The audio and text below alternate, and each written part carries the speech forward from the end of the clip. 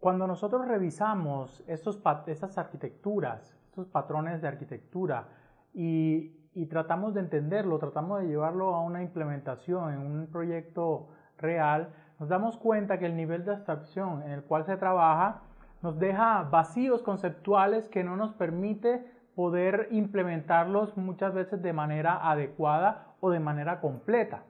Allí es donde nosotros debemos considerar que independiente si es una arquitectura por capas o una arquitectura limpia, cebolla, hay otros patrones con un nivel de abstracción más bajo, o sea, patrones de diseño que nos van a permitir complementar la implementación de este tipo de arquitectura aplicando buenas prácticas de desarrollo y creando así unas aplicaciones mucho más robustas.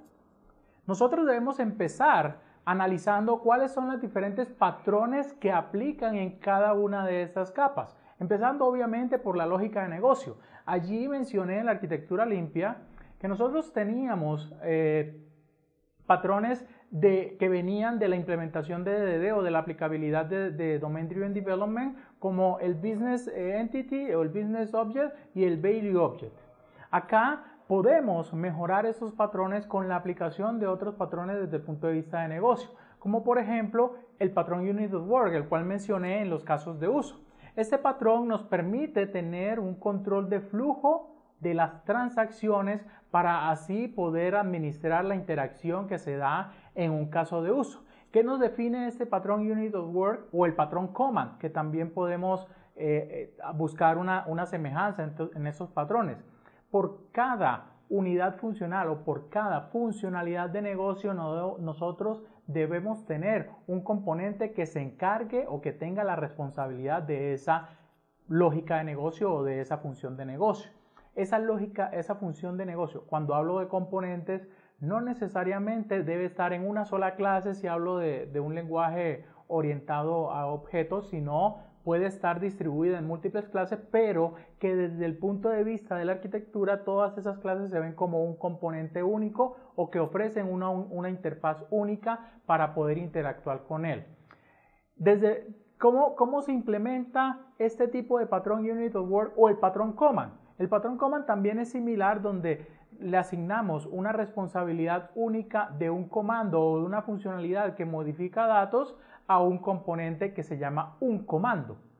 Pero la semejanza de estos dos patrones es que el Use Case Unit of Work tiene un solo método, o sea, yo implemento una clase si utilizo un lenguaje objetual o un componente,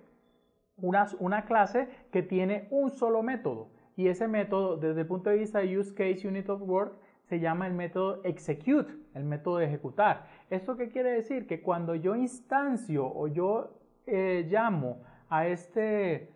componente Unit of Work, lo que hago es, o lo que me va a permitir es ejecutar una sola función, que es la ejecución del caso de uso. En el patrón Command, esta ejecución se llama el do,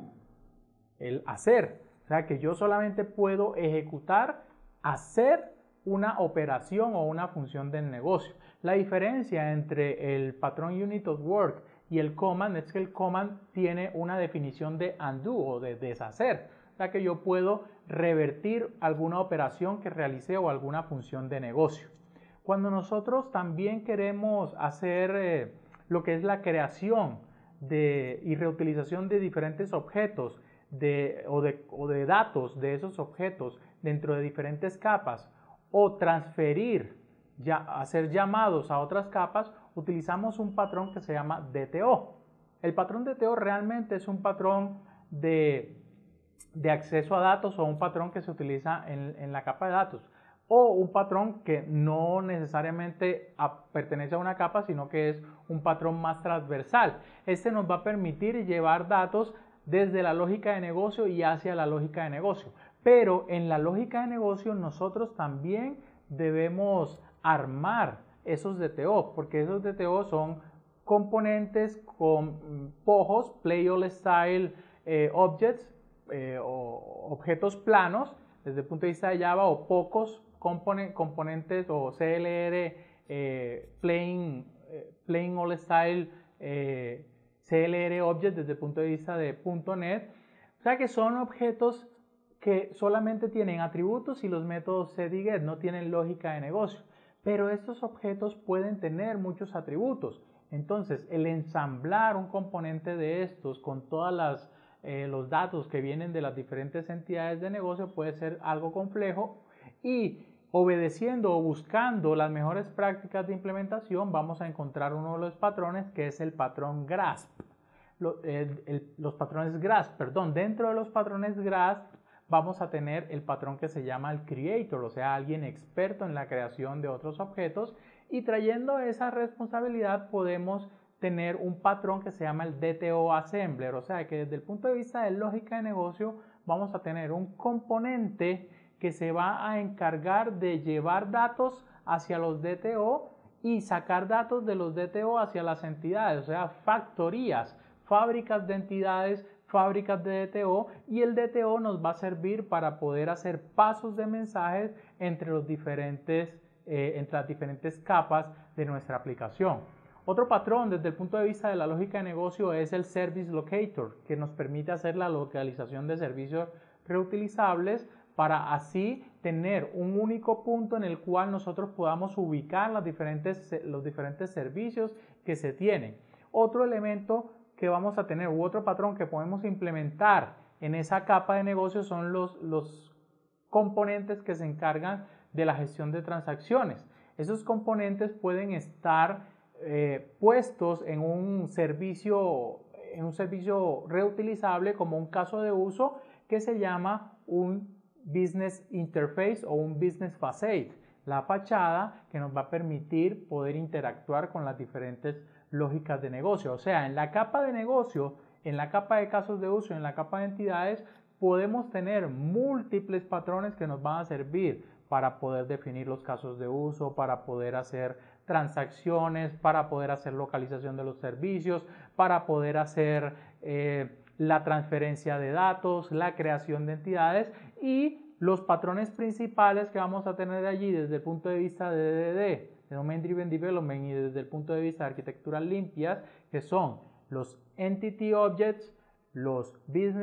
Value Objects y los casos de uso como el Use Case Unit of Work. Otro grupo de patrones en los cuales nosotros queremos mejorar nuestras aplicaciones o queremos darle una mayor claridad a lo que es la implementación de las aplicaciones son los patrones que nos van a solucionar los problemas de datos. De hecho, a pesar de que siempre buscamos de que en las arquitecturas limpias el centro sea el negocio, no podemos olvidar que uno de los elementos que puede darnos potenciales problemas son los elementos externos de persistencia y cómo ellos pueden afectar o cómo podemos interactuar con ellos. Dentro de los patrones que nos van a ayudar a interactuar con elementos de persistencia tenemos los patrones que nos van a permitir estas diferentes fuentes de datos. Como les decía, las arquitecturas limpias buscan que las aplicaciones sean o presenten mayor facilidad para probar, para ser probadas, o sea que sean testeables. Cuando nosotros estamos haciendo pruebas unitarias, pruebas de desarrollador, tal vez no vamos a tener todo el ambiente productivo o un ambiente de pruebas que nos permita, desde el punto de vista de datos, garantizar que una funcionalidad funciona, valga la redundancia, correctamente. Entonces ahí es donde llegan las problemáticas de los desarrolladores, como que yo no puedo hacer pruebas unitarias porque necesito una base de datos, o cuando yo modifico o cuando yo ejecuto esta funcionalidad se modifica la base de datos o los datos en la base de datos, entonces tengo que volver a reiniciar toda la base de datos, no se pueden hacer pruebas de regresión. Entonces la arquitectura limpia trata de separar estos elementos independizando por medio de un patrón o generando capas que se llaman capas de anticorrupción. Para poder crear esas capas anticorrupción y permitir que yo en ambiente de desarrollo trabaje con un objeto simulador, un dummy o un mock, y en pruebas o en ambiente productivo trabaje con una base de datos relacional o no relacional, se hace uso de un patrón que se llama el repository. El patrón repository es diferente al patrón DAO o al patrón Data Access Component. Patrón repositorio está ligado, como lo dije, como lo explicamos en Domain Driven Development, de lo que es los conceptos de negocio, y por cada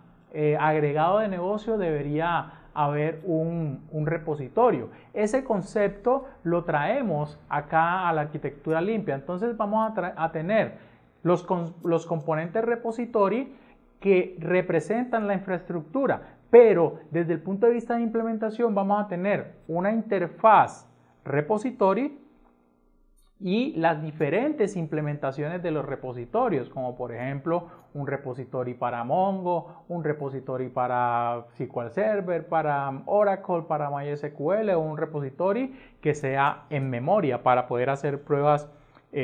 unitarias. Entonces el repositorio va a ser un componente que tiene dos elementos: la interfaz, que está definida dentro de los círculos de negocio como parte de la aplicación o como un puerto de la aplicación, para que no haya dependencias con los elementos externos sino con elementos internos, y tiene una implementación que hace parte de esos elementos externos.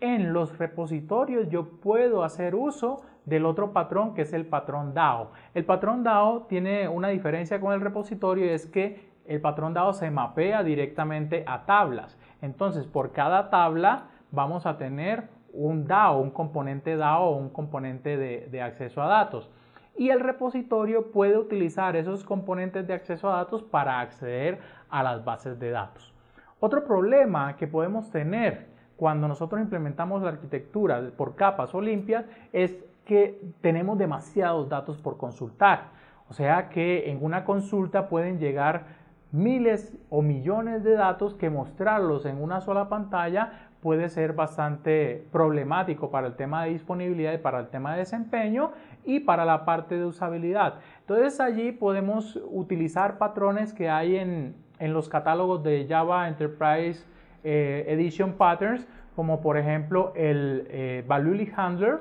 o sea, el manejador de lista de valores, que nos define un componente el cual es el que nos permite corrernos o interactuar con la base de datos y obtener pedazos de la consulta, y no obtener toda la consulta, sino definir desde en qué rangos quiero encontrar o quiero obtener la información. Este también se puede asemejar a lo que es un Active Record en Ruby o lo que son los rosets en .NET. Aquí podemos también utilizar otros patrones como el Lazy Loading, lo que son las cargas perezosas, para que cuando querramos consultar un objeto de base de datos, no se traiga todas las relaciones que tienen esos objetos, sino se traiga ese objeto y por demanda se puedan obtener los otros objetos con los cuales están relacionados. ¿Sí? Otros patrones nos solucionan problemas como por ejemplo las demasiadas idas a base de datos. Independiente de la arquitectura, nosotros podemos caer en problemáticas de tener que ir muchas veces a base de datos para obtener datos o información que no cambia o no varía en el tiempo. Entonces allí podemos utilizar patrones como por ejemplo el caché, los objetos de caching, ¿sí? Estos elementos no varían mucho en la base de datos. Nosotros lo que hacemos es capturarlo la primera vez, llevarlos a un espacio en memoria, y después las